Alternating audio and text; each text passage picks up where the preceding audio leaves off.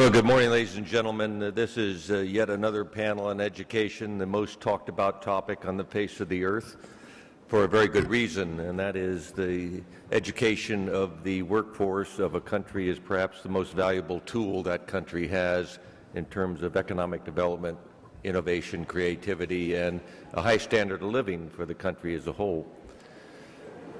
The challenge, I think, is not so much where the Irish education system is or has been. The question is where it's going to be in the future.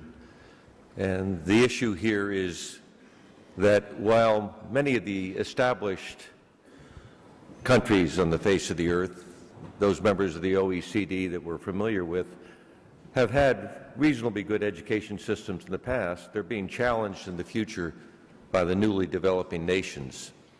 And so if you merely maintain status quo in terms of your primary and secondary education systems or your university education system, the unfortunate consequence is that status quo loses ground relative to other countries that are improving rapidly.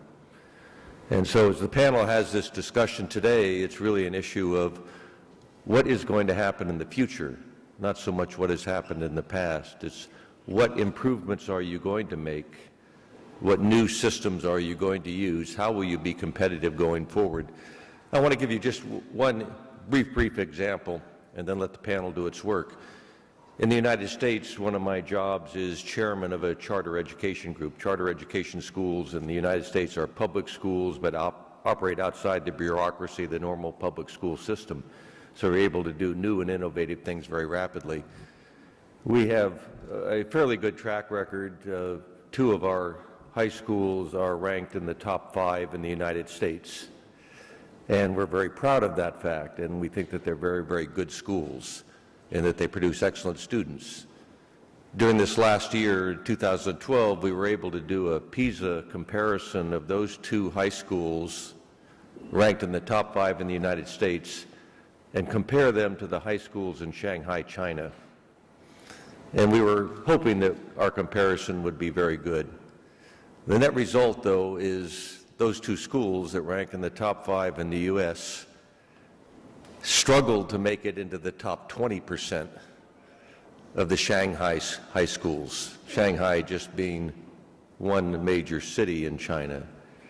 That is the definition of competition. That is the definition of the challenges you face today when the best schools in your country do not compare favorably with the best or average schools in some of the developing nations. So panel, don't mince your words. Don't give us platitudes. Tell us what you're going to do in the future. Thank you.